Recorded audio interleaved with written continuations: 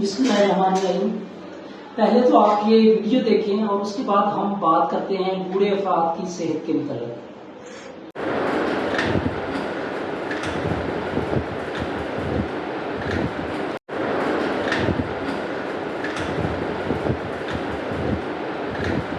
ہر گھر میں ایک شیلف بنی ہوتی ہے یا فریج کا ایک پورشن جو ہے وہ ادویات کے لیے مختص ہوتا ہے،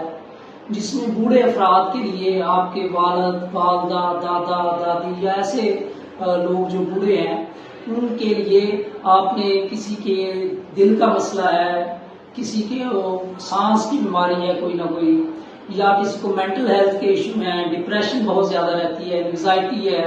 سوشل لائف ان کی کٹ آف ہے، الزائمر کا ایشو ہے، یا ان کو موٹاپا جیسی بیماریاں ہیں، جسم بہت بڑا ہوا ہے، پھولا ہوا ہے اور کولیسٹرول لیول بہت زیادہ ہے، ہائپر ٹینشن رہتی ہے، بلڈ پریشر جسے ہم کہتے ہیں بڑھ جانا، تو یا ان کو جوڑوں کی دردوں کے مسئلے رہتے ہیں، پٹھوں کا مسئلہ رہتا ہے کہ ان کے پٹھوں میں بہت زیادہ درد ہوتی ہے، پورا جسم درد کرتا ہے، یا ان کو رات کو نیند نہیں آتی۔ تو ایسے بہت سارے مسائل، جیسے شوگر ایک بہت بڑا ایشو ہے آج کل، تو ہر گھر میں تیسرا چوتھا فرد اس مسئلے ان مسائل کا شکار ہے۔ تو اگر